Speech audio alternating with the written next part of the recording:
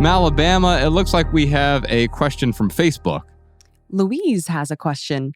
As a recovering people pleaser, how do I leave behind the person I tried to be for others and get back to my authentic self? Dr. Nicole, you talk a lot about being your authentic self, and I love the way that you talk about it because it's not about just simply being the best version, the robotic version of yourself, right? And I want to be clear with Luis, your authentic self is not found in the expectation of others, right? We're always people-pleasing. As a recovering people-pleaser myself, I realized because of you that is a type of codependency. Yeah. I want to kind of build on this a bit too and say, that who we are, our authentic self, isn't contained in any role that we play for someone else at all. And actually piggyback on the last conversation that we were just having around emotions and what you said, Ryan, about kind of the temporary nature of the human existence. I mean, we are evolving energetic creatures in terms of our authentic self, in terms of our emotions. We're changing more than we're stagnant. And all of this idea around attachment and clinging. And while many of us might feel like we're stuck in a feeling, a role, the people pleaser, we're stuck maybe in fear and anxiety, and we make that all of who we are, often is the case, we're living in our mind with that idea. And we're creating that then. We're filtering the world through that thought, that idea. Again, at one time, likely, and this is where I'll get into kind of the adaptation that people-pleasing can be, likely playing a role might have kept us safe. Likely our nervous system might be dysregulated,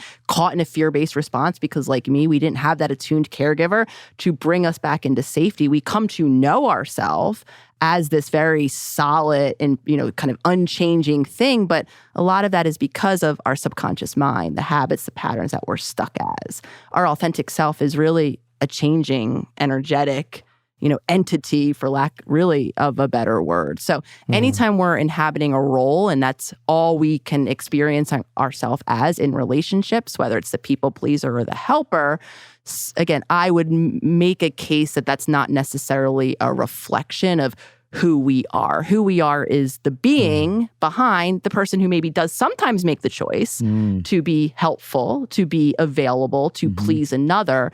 But for a lot of us, that's the only way we know ourselves to be. And oftentimes in childhood, scanning the environment, becoming hypervigilant, anticipating the needs of someone else in that very people-pleasing mode might have been the only way that we created safety from maybe an unpredictable parent or an unavailable parent who we had to get the little bit that was available to us when they were here. So we had to be really attuned to them and making sure that they were calm and grounded and happy enough that they could connect with us the little bit way that they could. And then before we know it, that becomes our embodied way of being. We're the people pleaser who, going back to the idea of resentment, before long, we're so depleted, so in service of other people. Our needs have gone unmet for so long. Of course, I'm speaking from my own personal journey. And we're so mad at the world around us. We're so desperate to find the person who we don't have to people please. Yet again, we back ourselves in the corner because when it comes down to it, we don't know any other way to be.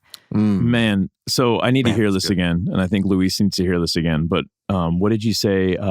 Your identity is not formed by what you do for others? By the role you play for others. By the role you play for others. Tweet that podcast, Sean. That feels to me like if we see a rainbow, what do we see? We see all the colors. I've never seen just a red rainbow, right? Not yet. And pretty scary.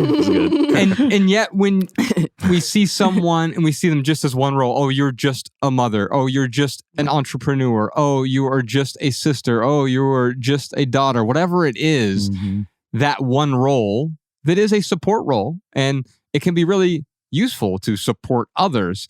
But when our entire identity gets wrapped up in that one role, that one color of the rainbow, we cease to see the whole person for who they are.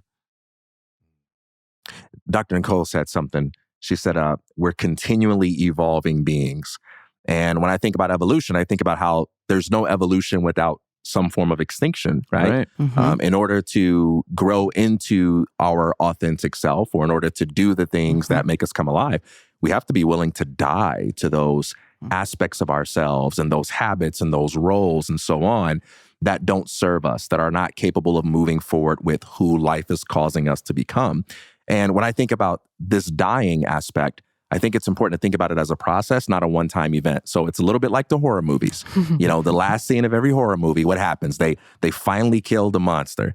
And the monster's lying there dead, and everybody breathes a sigh of relief, and they all hug each other and celebrate. And then when they turn around and look at where the body's supposed to be, the body's gone. And then there's always the dun dun, dun dun, dun dun. And you know there's going to be a sequel, right? Yeah. But you don't respond to the existence of that sequel as if something bad has happened. You know that's part of the game, right? And it's the same way with life. When we kill the monsters, the monster of the people pleaser within us, that's not a one-time thing. There's gonna be a sequel.